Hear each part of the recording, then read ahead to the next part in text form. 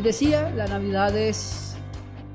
La Biblia no registra una sola vez la palabra Navidad, mucho menos la palabra natividad, que es una palabra latina, de la que desciende, más bien se translitera la palabra Navidad, que significa nacimiento. Alguien de esta casa publicó por Facebook criticando a las feministas pro aborto, diciendo que ellas celebran la Navidad y justamente se celebra un nacimiento, no un aborto.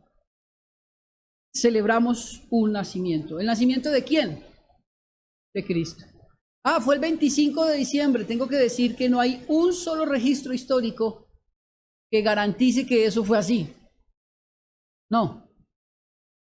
Quiero darles un pequeño contexto histórico, y es que bajo el reinado de Constantino, más o menos en el año 430, se hizo algo que se llama el sincronismo religioso, y es que parece ser que Constantino se había convertido al Evangelio y decidió mezclar los famosos Saturnales con el nacimiento de Cristo para conmemorar la iglesia. En ese momento se daban regalos, los Saturnales daban regalos porque de esa manera mostraban la benevolencia de sus dioses. Constantino dijo, bueno, pues demos regalos porque mostramos la bondad de nuestro Dios, dijo él. Y vamos a cantar, dijo él, el 25 de diciembre vamos a cantar, porque en los Saturnales se cantaba, y él decía, vamos a cantar, pero vamos a cantar para adorar a nuestro Dios. Y la fecha quedó establecida como el 25 de diciembre, el supuesto día del nacimiento de Cristo. La Biblia no lo dice. De hecho, por el contexto general narrado en Lucas del nacimiento de Cristo, podemos entender que no nació en diciembre, porque en diciembre es invierno. Y como vamos a leer ahora más adelante, estaban los pastores de noche con unas ovejas, lo cual quiere decir que si hubiese sido en invierno, todos hubieran congelado. Seguramente no era esa época. ¿Cuándo fue el día? Es difícil decirlo. Yo no puedo decirle a usted el día exacto en el que nació Cristo. Lo que sí le puedo decir con exactitud es a qué nació. ¿Por qué nació? Y lo que nosotros celebramos en Navidad no es realmente los regalos, la fiesta, las familias reunirse, porque lo que nosotros hacemos es reunirnos en familia, comer, cantar, celebrar, darnos regalos, pero lo último que tenemos en mente es celebrar la Navidad como una conmemoración al nacimiento de nuestro Salvador. Quiero que sepa que esta iglesia cree que así como conmemoramos la muerte de Cristo, también conmemoramos su nacimiento. Porque si Cristo no nació, tampoco murió. Y si no murió, no hay perdón de pecados. Amén. Cristo nació. ¿Cuándo, pastor? No sé. Entonces, ¿por qué celebra el 25? Bueno, pues dijo un hombre muy conocido en los Estados Unidos, Albert Mohler, dijo, la Navidad es la tradición de las tradiciones, pero menos mal es una tradición que recuerda a Cristo. ¿Por qué lo hacemos? Porque recordamos a Cristo. Y ahora que usted vaya a sentarse a la mesa el 24 a medianoche con su familia, no recuerde los dolores de este año, no recuerde el sufrimiento que vivió, no recuerde que no hay alguien presente en la mesa porque tal vez el COVID se lo llevó. Recuerde el nacimiento de Cristo y la vida que tenemos en Él. Ese es el centro de la Navidad. Quiero contarles la historia que, antes de leer el texto, si quiere, vaya al texto antes de leer. Lucas. Y ya les voy a decir por qué escogemos a Lucas. Lucas capítulo 2, verso 8 en adelante. El sermón está titulado Una gran noticia, creo, ¿sí? No, el texto, ¿qué dice ahí la pantalla? ¿No dice? No la pusieron hoy. Bueno, listo.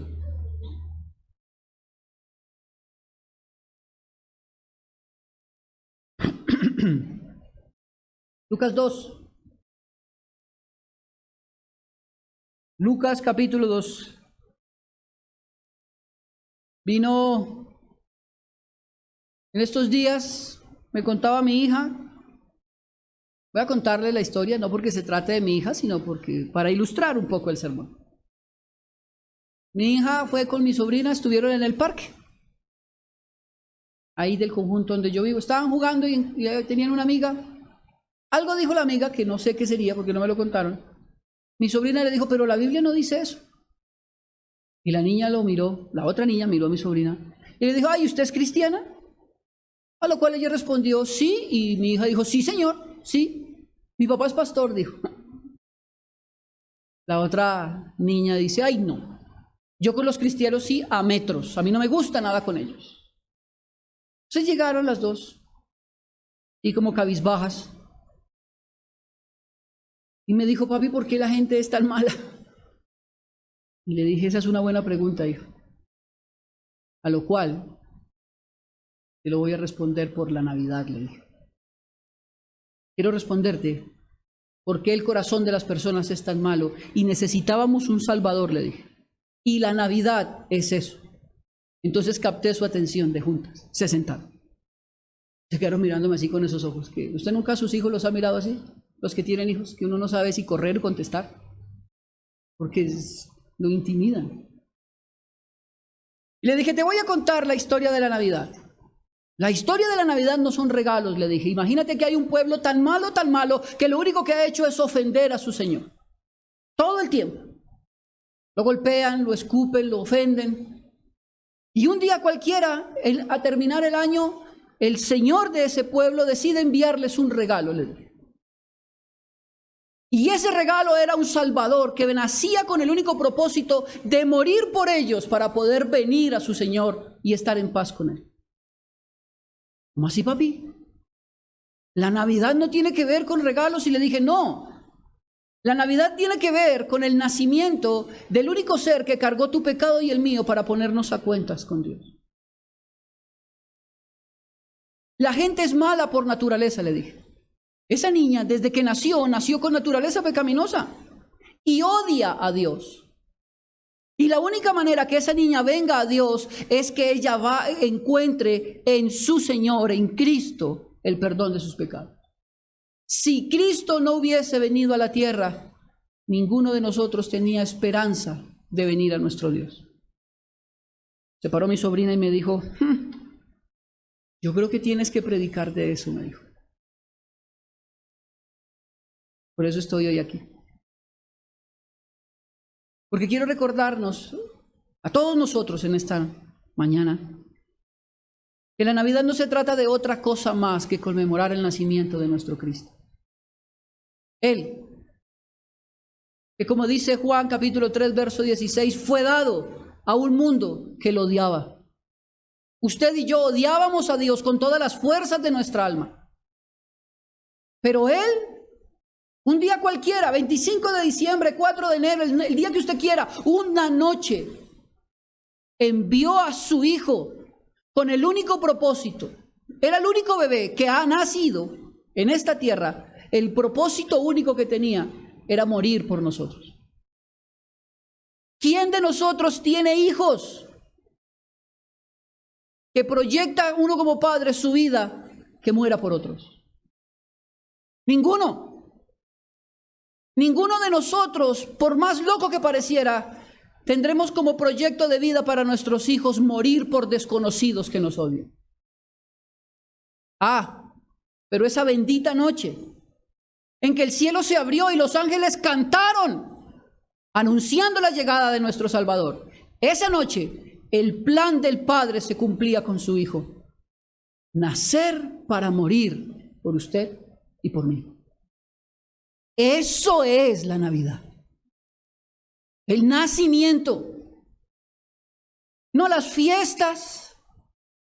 No, es que me siento mal porque no me he podido reunir con mi familia en esta Navidad. Lo puede hacer cualquier otro día. ¿Y qué vamos a hacer ahora? Porque no, para esta Navidad no tenemos que comer. Eso lo puede decir el mundo y está bien, esa es su opinión, no los juzgamos. Pero nosotros como iglesia no nos reunimos en torno a eso. Nuestra reunión gira en torno a conmemorar el nacimiento de nuestro Salvador. Por lo tanto, ahora que he logrado captar su atención, quiero que vaya conmigo a Lucas capítulo 2, verso 8 en adelante. ¿Por qué escogemos Lucas?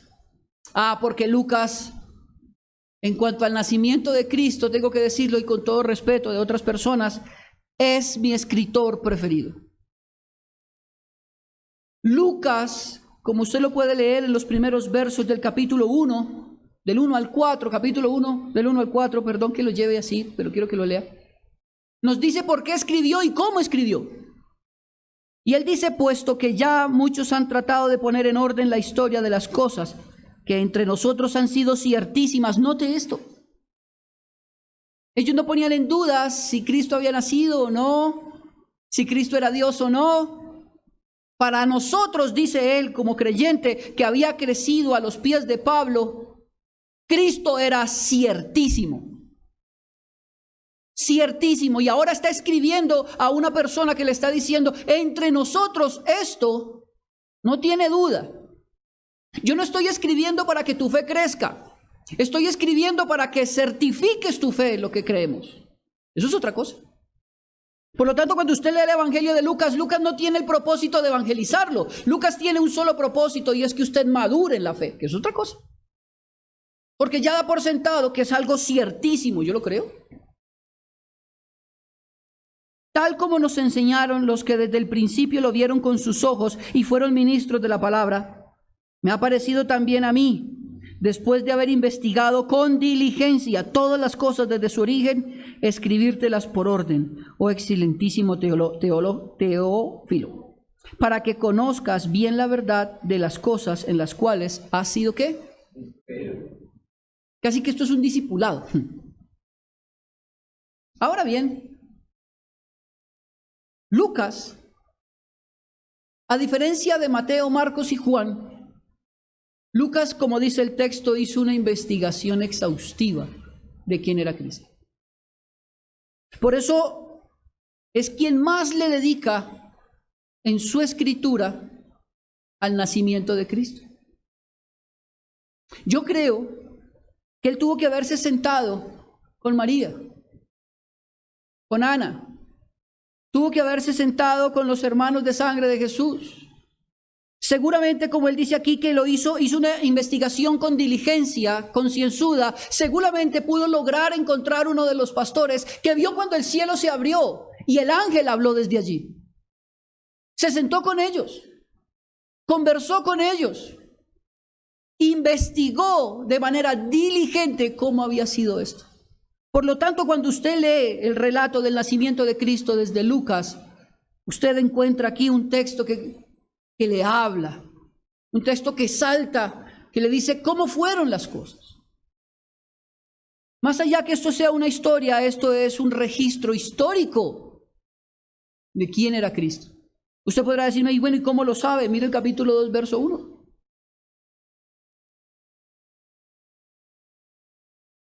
Dice, aconteció en aquellos días que se promulgó un edicto de parte de Augusto César, que todo el mundo fuese empadronado. ¿Por qué Lucas escribe eso? Simplemente para que todos los lectores supieran que Cristo había nacido en un momento histórico de la humanidad. ¿Qué año? El año 6 antes de Cristo. Entonces parece que Cristo no nació en el año 0, sino 6 años antes del año 0. Un poco raro, pero es así, porque en esa época es cuando se hizo este edicto. ¿Quién lo hizo? Lo hizo Augusto César. Para que todo el mundo fuese empadronado. Para que supieran qué era lo que estaban buscando. Estaban buscando saber quiénes podían tributar y los hombres mayores de 17 para que prestaran servicio militar. Para eso se hacía este edicto. Perdón, este censo. Y en medio de esto, Lucas nada deja por sentado suelto. O sea, él está haciendo un trabajo de investigación. Es un tipo absolutamente meticuloso. Recuerde que Lucas es médico, eso dice Pablo. Dice, Lucas es médico. Ahora, ¿los médicos tenían la misma categoría que tienen hoy? No, porque los médicos eran comparados con hechiceros y con brujos que tenían el poder de sanar a las personas. Pero este Lucas no, Lucas es un verdadero médico. Había hecho el pacto de Galeno. Y ahora, Es tanta su estructura que parece ser que Lucas es un hombre meticuloso, no solo como su carrera y su preparación como médico, sino como escritor y relator. Porque va paso a paso. Recuerde que él quiere llevarle a Teófilo toda la historia, desde el principio hasta el fin. Ahora, ¿cuál fue el fin de su escritura? Hechos. Porque este texto, Lucas y Hechos, originalmente eran un solo texto, que compone casi el 40% del Nuevo Testamento. ¿Qué quiere decir esto? Que por cantidad escribió más que Pablo. Lucas. Ya eso nos dice mucho. Entonces, ¿te dio calor? Bien. A mí también.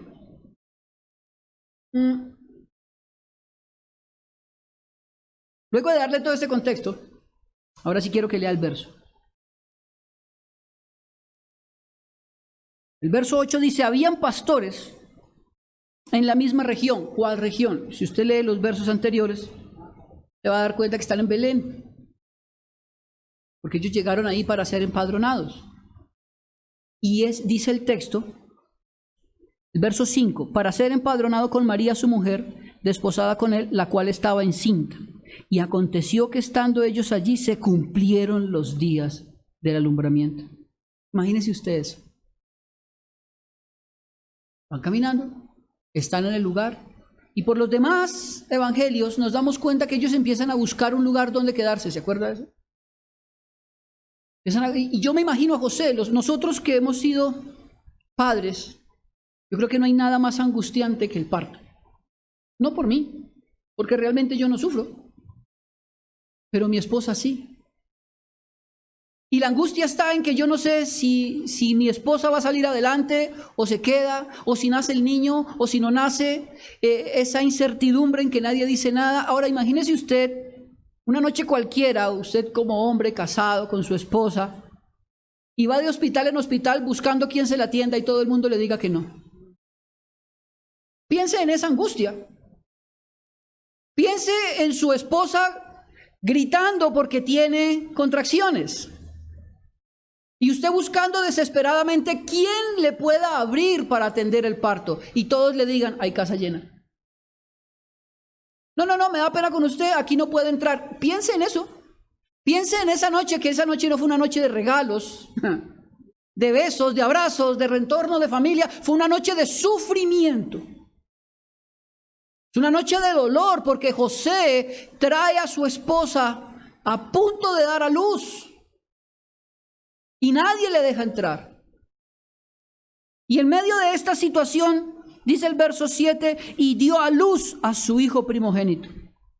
Y lo envolvió en pañales y lo acostó en un pesebre porque no había lugar para ellos en el mesón. Piense que esto que está escrito aquí por Lucas pudo haber sido María, la mamá de Jesús, la que se lo dijo. Piense cómo sería esa narración. Piense María diciéndole, no, mi hijo, esto fue durísimo. Y cuando nació el niño, lo único que yo encontré fue unos pañales. Pañales no son como los que nosotros pensamos, los Pampers o Huggies, sí, esos finos. Es un pedazo de tela raído, que fue botado, que ya es desechado, ya no se utiliza para nada. Ella encontró eso y así envolvió al niño.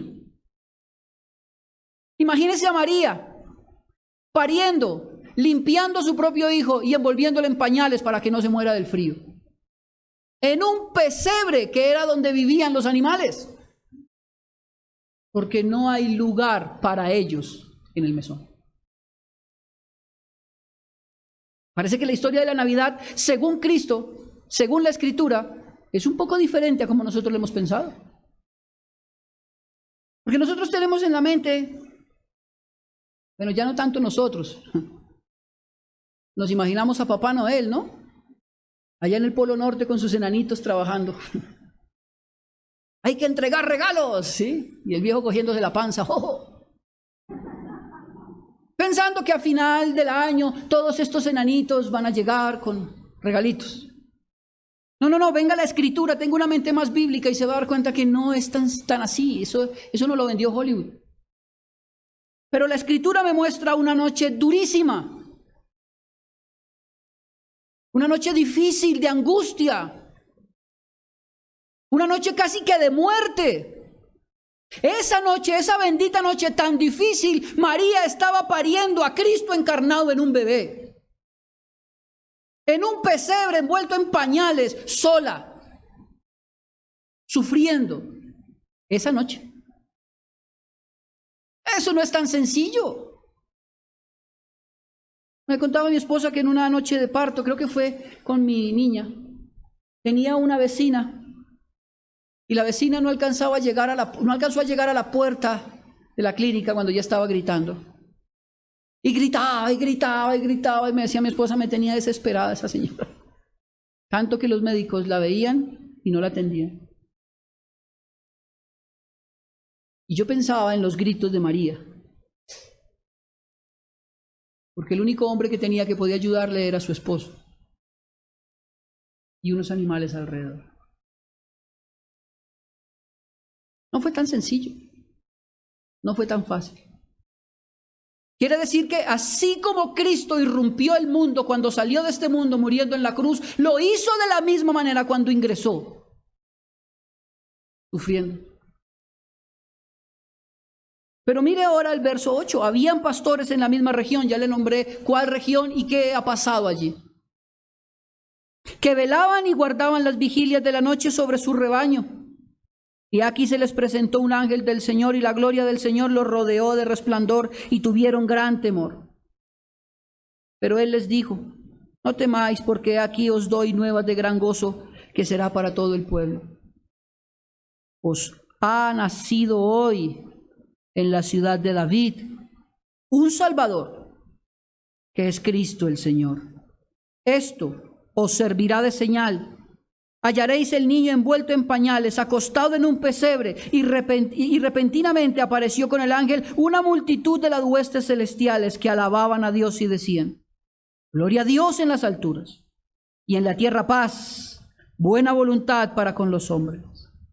Sucedió que cuando los ángeles se fueron de ellos al cielo, los pastores se dijeron unos a otros, pasemos pues hasta Belén y veamos esto que ha sucedido y que el Señor nos ha manifestado. Vinieron pues apresuradamente y hallaron a María y a José y el niño acostado en el pesebre. Y al verlo dieron a conocer lo que se les había dicho acerca del niño. Y todos los que oyeron, se maravillaron de los pastores, de lo que los pastores decían. Pero María guardaba todas estas cosas, meditando en su corazón. Y volvieron los pastores glorificando y alabando a Dios por todas las cosas que habían oído y visto como se les había dicho. Esta es una narración hermosa. Piense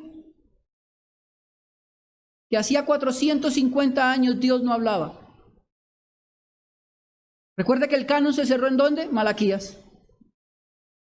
Y fueron 450 años de silencio profético. Dios no volvió a hablar, ni por profetas, ni por visiones, ni por sueños, absolutamente en silencio. Piense en que todo el pueblo tiene la esperanza mesiánica. Cristo vendría un Mesías a salvarnos. Y antes de Cristo ya muchos se habían presentado como supuestos Mesías, y eso ya se los voy a mostrar. Pero fueron 450 años donde la nación de Israel no escuchó hablar a Dios. Pero Mateo irrumpe esos 450 años diciendo que nació Cristo, hijo de Abraham, hijo de David. Pero Lucas es más detallado. Rompe esos 450 años de silencio con el cielo abriéndose y los ángeles adorando a Dios por el nacimiento de Cristo. ¡Wow! Hubo un silencio sepulcral 450 años, pero ahora el cielo clama porque Cristo ha nacido entre los hombres. El problema está en que pareciera que el cielo entiende con mayor claridad lo que yo todavía no. No hay mayor alegría para los hombres que saber que Cristo está entre nosotros. Que Dios es adorado, alabado y exaltado porque en su buena voluntad y en misericordia nos envió un Salvador. No lo alcanzamos a dimensionar de esta manera, pero Lucas sí. Lucas sí lo entiende de tal manera que lo plasma en el papel, haciéndonos ver que el cielo estaba de fiesta con Cristo nacido entre nosotros. ¿No le parece hermoso eso? Así comienza el relato. Claro, ya había hablado del anunciamiento, del nacimiento del Mesías. Había hablado también de cuando un ángel se le presentó a Zacarías y le habló de que tendría un hijo y que ese hijo sería el precursor, que sería Juan el Bautista. Note que es el más detallado de los relatos, pero ahora está relatando cómo nació Cristo y qué pasó después de su nacimiento. Y lo primero de esta gran noticia es que en el verso 8 vemos algo importante, y es que habían pastores de la misma región que velaban y guardaban las vigilias de la noche sobre sus rebaños. Ahora bien, ¿por qué esta noticia tan impresionante que el cielo certifica entre los hombres no se la dieron a la crema innata religiosa del momento? No se la dieron a los profetas de ese momento. No se la dieron al sumo sacerdote, se la dieron a unos pastores, a los más desvalidos, porque esta gran noticia estaba dirigida primero que todo a los desprotegidos.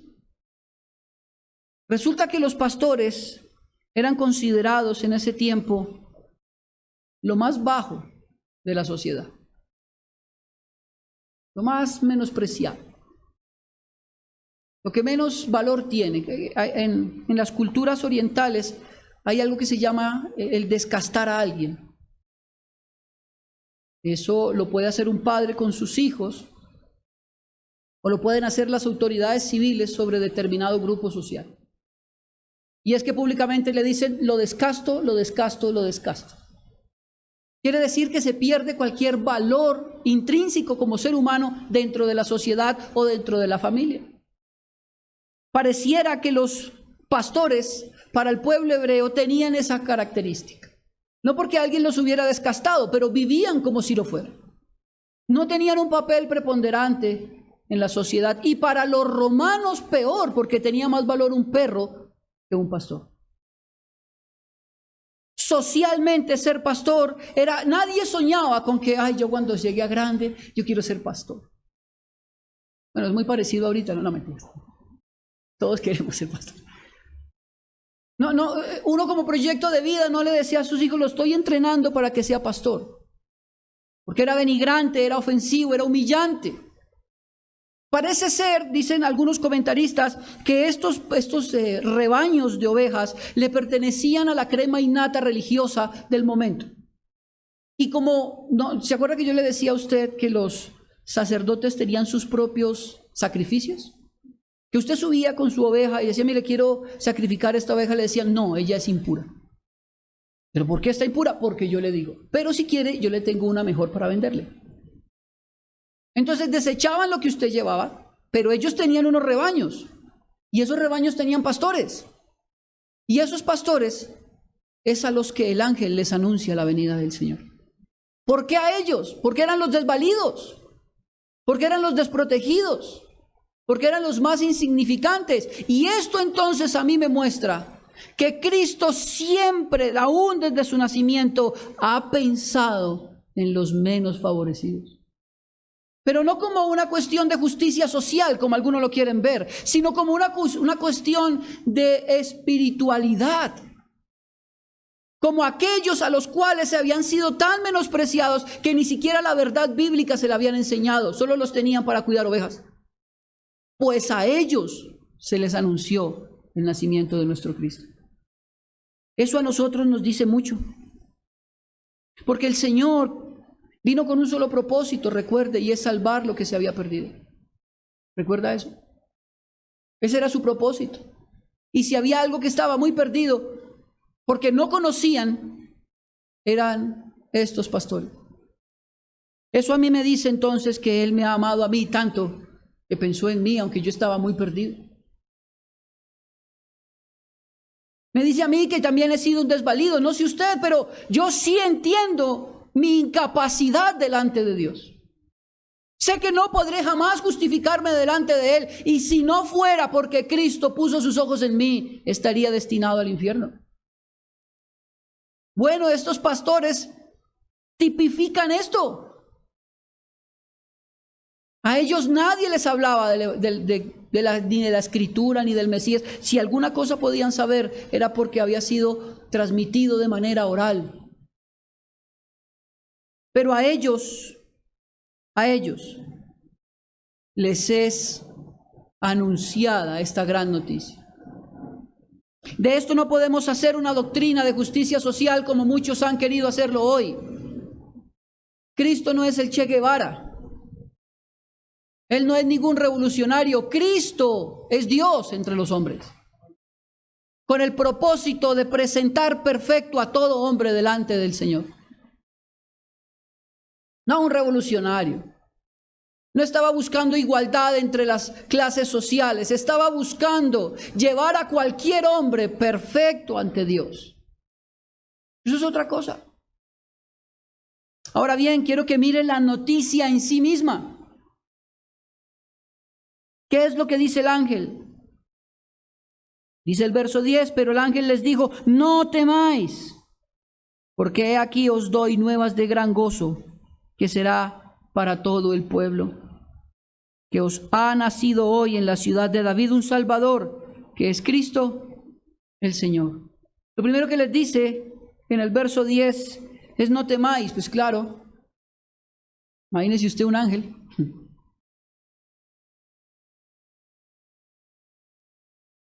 ¿Alguna vez usted ha ido de camping? ¿No? Yo tampoco, pero debe ser chévere, ¿cierto? Imagínese usted en un campo bien oscuro y de un momento a otro el cielo se abre. Desciende un ángel. Ahora, la Biblia no dice que los ángeles son como los hemos visto en los cuadros, ¿no? ¿Sí se han dado cuenta de eso? Que son así hasta con bucles así, todos, cabellos todos peinaditos. No, según la descripción de los ángeles que hace Ezequiel, son terriblemente asustadores. Con diferentes rostros. Pero piensen que baja el ángel y lo primero que les dice es no temáis. Yo me imagino que ellos estaban poniendo pies en polvorosa. Aquí fue. Piense usted, es que a veces no pensamos que estos son como historias fantásticas, ¿no? Esto sucedió, esto es un registro histórico de lo que pasó ese día. Recuerda que el versículo 1 del capítulo 2 dice que fue en el momento de un censo, de un señor que gobernó en ese momento. O sea, eso no fue algo que se le chispoteó, ¿no? Esto sucedió. Y este registro que tiene Lucas en este momento, yo creería que alguno de los pastores que estuvo esa noche ahí se lo contó. No, viejo, yo estaba ahí, de un momento a otro se abrió el cielo. Y lo primero que escuché después de ver una luz fue, no temas. ¿Qué? ¿Yo iba a correr? Ah, pero esa voz dijo lo siguiente, ese ángel dijo lo siguiente. Lo primero fue, les traigo buenas nuevas, buenas noticias de gran gozo. La palabra utilizada allí por el ángel es, les traigo evangelium. Buenas noticias, noticias felices. Nosotros entendemos hoy que el evangelio son las buenas noticias acerca de Cristo, pero han pasado 2020 años después de que se dijo esto. Cuando el ángel le está hablando al pueblo, o más que al pueblo, a los pastores, y les dice, les traigo buenas noticias, ellos están entendiendo que Dios ha vuelto a hablar después de 450 años. ¡Qué tremenda noticia! Dios volvió a hablarnos. Y esta buena noticia es de gran gozo, porque de ahora en adelante entenderán qué es el gozo. Cristo está entre ustedes. Eso es para usted. Comprender con tanta magnitud o con tal magnitud el nacimiento de nuestro Cristo. Claramente el ángel les dice, buenas noticias. No los últimos casi 800 años para la nación de Israel habían sido malas noticias. Salían de un gobierno tirano para entrar en otro. Revolución tras revolución apocada. Sangre, muerte, destrucción del templo. Solo dolor. Y cada día, y en medio de esto y de cada día, habían un remanente de judíos mesiánicos esperando que volviera el Mesías, y murieron esperándolo porque no les llegó. Eso dijo Hebreos. Hebreos capítulo 11 dice que muchos murieron sin ver lo que se les había prometido. Pero esta bendita noche, esta preciosa noche, el ángel anuncia buenas noticias. Y sabe, tengo que decírselo, tal vez nuestra vida ha sido muy difícil, hermano. Y aún estando en Cristo no alcanzamos a comprenderlo. Duro, sufrimiento, y este año yo creo que para todos nosotros. Difícil. Pero Cristo está en medio de nosotros. Esa es la mejor noticia. No hay otra noticia más grande. No hay nada mejor que saber que Cristo mora entre nosotros. Que está aquí, que es digno de nuestra adoración, que al igual que estos pastores, usted y yo también habíamos sido señalados tal vez como lo peor, pero a nosotros Él decidió revelarse y vivimos en Él y para Él. Hermano, después de que le dice que no tengamos miedo, que no tengan miedo, que tenían una muy buena noticia. Les dice, ha nacido hoy ¿qué dice ahí? Salvador. Note el énfasis tan marcado de Lucas para hacerle entender a Teófilo y a nosotros por derecho que el plan de Cristo era salvar. Un Salvador. No un prosperador, un Salvador, no un médico por excelencia, un Salvador, no un teoterapeuta, un Salvador, porque el problema de la humanidad no estaba en prosperidad. El problema de la humanidad no era que estaban enfermos físicamente. El problema de la humanidad no era que tuvieran un mal pensamiento que necesitaba ser corregido. Estaban muertos en delitos y pecados y necesitaban un Salvador. Por eso se anuncia de esta manera, un Salvador, dejándonos claro desde el principio que Cristo venía a salvar a los suyos. Esto es poderoso. No era un motivador. El ángel no está diciendo, ahora van a encontrar prosperidad. No, él no dijo eso. Un Salvador. Quiero leerle una porción de un poema escrito por Richard Baxter, un pastor reformado, y él dice lo siguiente acerca de este nacimiento. Dice, sé mi ejemplo y mi guiador. Se está refiriendo a Cristo. Sé mi ejemplo y mi guiador. Mi amigo, sí, todo lo demás, pero no importa qué pase, primero y último, lo más importante, sé tú mi Salvador. Se lo quiero leer otra vez.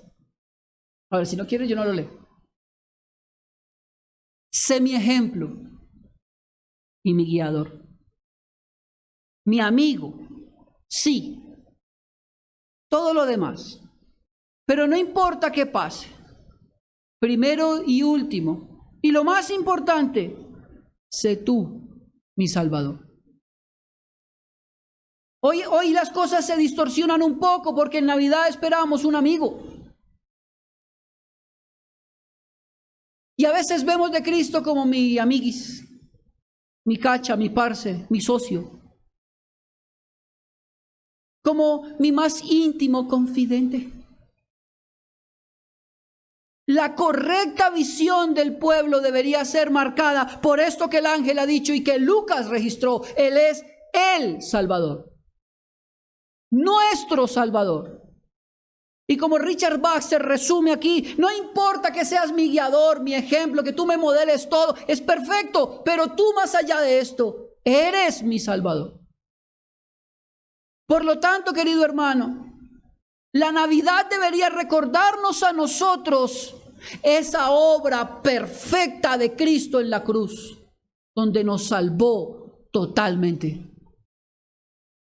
Él es nuestro Salvador. Y dice entonces también el texto que no solo le dice que Él es el Salvador, sino que también ahora este Salvador tiene un nombre y tiene una autoridad. Mira el texto. Nació un Salvador que es Cristo el Señor. Oh. No solo habla de su obra que le acabo de decir, Él es Salvador. Y puede salvar porque Él era perfecto, sin mancha. Murió de manera inocente. Él no era culpable absolutamente de nada. De hecho, el mismo Lucas registra que fue un juicio mentiroso el que levantaron contra Él. Era inocente, tanto que luego dice también Lucas que entre los testigos falsos se chocaban lo que decían. Había contravención entre ellos. Cristo muere siendo inocente, por eso puede salvar. Pero no solo habla de esto, sino que también dice que Él es Cristo, el Señor. Cristo, ¿quién es Cristo? ¿Qué entendían ellos por Cristo? Porque usted hoy en la actualidad habla de Cristo y a la gente le da como piquiña, ¿no? Le responden como le respondieron a mi sobrina y a mi hija. Ay, no, yo con los cristianos no me meto. Dijo una niña una vez también en el colegio de mi hijo, le dijo, yo soy católica, apostólica y romana. Y mi hijo llegó a contarme y yo le dije, mira, dile la próxima vez que tú eres presbiteriano. Y la niña le dijo después que ella, recuerde que yo soy católica, apostólica y romana. Y Benjamín le dijo, sí, yo soy presbiteriano. ¿Y qué? Igual ninguno de los dos entendió qué decían, pero él se defendió. Porque estoy seguro que la niña no entiende qué es ser católico, apostólico y romano. Y Benjamín hasta ahora está entendiendo qué es ser presbiteriano. O sea, son dos cosas. Pero bueno, a lo que yo quiero llegar es que cuando hablamos de Cristo, ¿qué es Cristo? ¿Quién es Cristo? ¿Qué entendían por Cristo? Bueno, para nosotros Cristo entendemos la figura de Dios en un hombre muriendo por nosotros. Pero ellos no. Cuando ellos entienden o reciben, más allá de entender, de parte del ángel la palabra Cristo, ellos entienden, nació el cumplimiento de todas las promesas del Antiguo Testamento. El Mesías esperado. El trono de David ahora tenía quien lo ocupara, Cristo. Las promesas que se habían dado hacía miles de años atrás, cuando Dios le dijo a Abraham, en tu simiente serán benditas todas las naciones de la tierra, ahora recaían en Cristo, el Mesías esperado. Cuando el ángel dice esto, los pastores entienden, Dios cumplió hoy su promesa. Entonces no está hablando solamente de su obra, sino también de su persona y todo lo que resumía Cristo, y era la promesa de Dios a la humanidad de un Salvador, dada hacía miles de años atrás. Tal vez nosotros no lo logramos captar con el mismo impacto porque nosotros no tenemos la confianza en una esperanza mesiánica. Nosotros tenemos la confianza en que Cristo ya vino y murió por nosotros. Ellos no. Ellos esperaban el cumplimiento de esta promesa. Y entre muchos judíos verdaderos, judíos que esperaban, piadosos, que esperaban la llegada de su Señor, sus oraciones cada Shabbat eran las mismas. Envíanos a tu ungido. Porque Cristo significa el ungido. Envíanos, por favor, Señor, sálvanos. Por más de 450 años clamaron esto y nadie respondió. Pero esta bendita noche, esta única noche, el ángel anuncia, ha nacido un Salvador, el cual es Cristo. El cumplimiento de todas las promesas dadas por Dios en Él. Esto es impresionante. Y ahora no solo se queda allí diciéndoles que tiene un nombre que es Cristo, sino que ahora va a decir, Él es el Señor. No solo le dio el nombre, que es en Él recaen las promesas del Antiguo Testamento, sino que por eso tiene autoridad de decir que es el Señor. La palabra en griego, la palabra griega, sí, y se utiliza aquí es kurios. Y esta palabra solo se atribuye a Dios. Él es el kurios. Esa palabra se utiliza en Marcos cuando una mujer sirofenicia va delante del Señor y le pide liberación por su hija. Y Él le dice, no, imagínate que a mí me han enviado primeramente a las ovejas perdidas de la casa de Israel. Y ella dice, Señor, pero aún los perros comen de las migajas que caen de la mesa de sus amos. Y utiliza la palabra Señor, kurios. La primera vez que Marcos registra que alguien llama a Cristo como Señor es una mujer sirofenicia pagana. Y le dice, tú eres el Señor. La misma expresión que está utilizando el ángel cuando les dice a los pastores, ha nacido Cristo, el kurios, el Señor, el Todopoderoso, ante el cual toda rodilla se doblará y toda lengua confesará que Él es el kurios por la eternidad. Eso pasó ese día. Esa noche se reveló esto. No fue una noche cualquiera, hermano. Esa noche los ángeles mismos certificaban al pueblo que había nacido Dios encarnado en un hombre. Que había venido más que nacido Dios encarnado en un hombre. Que el que había sido el Señor y sería el Señor y seguiría siendo el Señor en el cielo, ahora era el Señor entre los hombres. Y ellos anunciaban a los hombres que nuestro Dios habitaba entre nosotros. No solo fue su obra lo que se anunció, no solo fue el cumplimiento de las promesas, sino que ahora en medio de nosotros había quien nos gobernara, había a quien seguir, en quién confiar, a quién venir en tiempos de necesidad, de absoluta necesidad. Teníamos un Señor, tenemos un Señor. ¿No le parece a usted esto una gran noticia? No es cualquier noche. No ha habido otra noche igual a esta. Cristo ha nacido. Ahora bien, el Señor de cielo, tierra y debajo de lo que la tierra hay, no decidió nacer en cuna de oro. Pudo haber nacido en el imperio. No lo hizo. Pudo haber nacido entre la clase sacerdotal. No, tampoco lo hizo. Nació en un pesebre. En una noche tremendamente difícil. Y como dijo C.S. Lewis, una noche, un pesebre contenía el poder del universo entero. Cristo, allí, de la manera más humilde, de la manera más pequeña, en medio de personas sin significado, nacía nuestro Rey. Ese es nuestro Cristo, en quien hemos puesto nuestra confianza. No un rey totalitario, un Señor que se compadece de todos nosotros. Un Señor que sufrió mientras estuvo en esta tierra, como usted y como yo, que conoce nuestras dolencias. A veces uno pensaría, no, yo si hubiera nacido en otra casa con más cosas. Recuerde dónde nació Cristo. Siendo el Señor.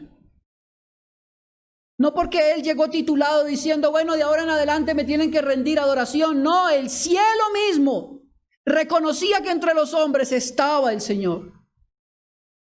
Y ahora nos toca a nosotros reconocer que entre nosotros está el Señor. Ahora bien, quedan 5 minutos. Note aquí. Dice el verso 12, esto os servirá de señal.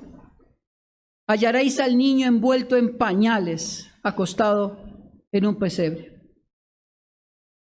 Tremendo, ¿no le parece a usted? El ángel le está diciendo al pueblo, después de que ha dicho, ¿quién es él? Su obra y su autoridad, les dice, pero nació en un pesebre. No nació en cuna de oro, está en un pesebre. Es más, lo encuentran porque está envuelto en pañales, en harapos, y está en un pesebre. Si Cristo nació así, ¿por qué nos cuesta tanto a nosotros vivir de esa manera liviana? ¿Por qué nos cuesta tanto? Estamos un poco amarrados nosotros, creo que todos, sobre todo en estas épocas, que las navidades son alegres cuando hay regalos y comida, pero cuando no hay, qué tristeza tan profunda. Esta primera noche, Cristo está envuelto en pañales y durmiendo en un pesebre. Deberíamos vivir de esa manera liviana. Lo más importante es Cristo en nosotros. Ahora bien, dice el verso 13, y repentinamente apareció con el ángel una multitud de las huestes celestiales que alababan a Dios y decían, gloria a Dios en las alturas, y en la tierra paz, buena voluntad para con los hombres. Fíjense que después de esto que hemos leído, después de toda esta situación, de ver al ángel anunciando a unos pastores el nacimiento de Cristo, ahora hay una corte celestial que adora al dador de la vida. Esto debería animarnos a nosotros a entender la experiencia de adorar a nuestro Dios. Note las primeras frases. Gloria a Dios en las alturas. ¿Por qué daban gloria a Dios? ¿Por qué los ángeles daban gloria a Dios? Porque los ángeles hoy veían, o esa noche veían, el cumplimiento de la palabra de Dios. Que Dios no había mentido, que aunque se había tardado en su promesa, nunca la pasaría por alto. Porque cielo y tierra pasarán, mas su palabra jamás pasará. Séquese la flor, marchítese la hierba, pero la palabra de Dios permanece para siempre. Lo dice Isaías. Y los ángeles lo saben. Y ellos están siendo testigos directos en esa noche que Dios cumplía. Gloria a Dios. Pero cuando nos corresponde a nosotros, nos quedamos un poco cortos en adorar la promesa cumplida que es Cristo. Porque nosotros no adoramos para que nos den. No, si Dios me da mi casita, entonces sí, me convierto. Si Dios me da el carrito que le estoy pidiendo, entonces sí. Nosotros deberíamos unirnos a este coro, porque este coro estaba viendo el cumplimiento de la promesa. Nosotros hemos degustado la promesa cumplida, Cristo en medio de nosotros. Deberíamos levantar nuestras manos al igual que Él, que estos ángeles, y clamar a voz en cuello, gloria a Dios en las alturas. Porque también dice el texto, y en la tierra paz. Claro, ahora había paz. Había el único que podía mediar entre Dios y los hombres. Y como dice Romanos capítulo 5, justificar por la fe a cualquiera que se acerque a Él para con Dios. Ya ahora hay paz, ya no hay guerra entre Dios y los hombres. Y dice el texto, buena voluntad para con los hombres. Quiero decirles que después de esta noche, todos nosotros, desde hace 2020 años, vivimos en la buena voluntad de Dios. Cristo con nosotros. Cristo con nosotros. Por lo tanto, hermano, la Navidad no es una historia fantástica de regalos. La Navidad, hermano, es el nacimiento de nuestro Cristo.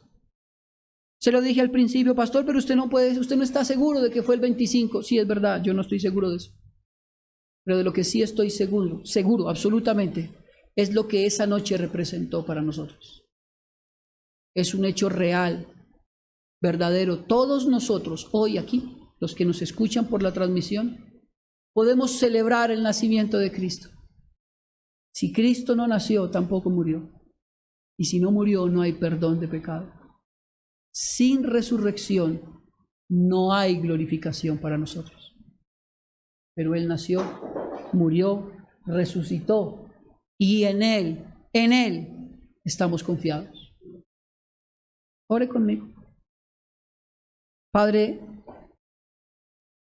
ayúdanos en este tiempo, Señor. Que cuando estemos en familia, Señor, y podamos compartir, que con ellos podamos proclamar la verdad de tu nacimiento. Ayúdanos a proclamar que tú eres el Rey, que tú eres Cristo, Salvador de pecados, que tú eras el cumplimiento de las promesas, que en ti podemos estar confiados, Señor. Ayúdanos a entender, Padre, que todos necesitamos de ti. Ayúdanos a entender que el sacrificio de Jesús, Señor, garantizó para nosotros tu buena voluntad, Padre.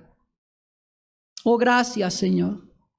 Gracias por sermones como el del día de hoy, Padre, que aclaran nuestro pensamiento frente a ti. Más allá de celebrar la Navidad, ayúdanos a celebrar tu nacimiento. ¿Quién eres tú? Lo que has hecho por nosotros, lo que serás en nuestros corazones y tu pronto regreso, Señor. Gracias, Señor, yo te doy por todos mis hermanos y te ruego, Señor, en el nombre de Cristo, que nos ayudes en cada casa. Guárdanos del COVID, guárdanos de infección, permítenos disfrutar con nuestras familias, Señor. Oramos especialmente por las familiares de nuestra hermana Ketis, por su hermana, el esposo, su hijo. Señor, por favor, en tu buena voluntad te rogamos que pongas tu mano sobre ellos y les permitas conocerte y venir a ti. Sánalos, Señor, te lo pedimos, por favor, Padre. Y también oramos, Señor, porque nosotros podamos seguir disfrutando de tu presencia en los cultos. Sostén la iglesia con tu mano poderosa.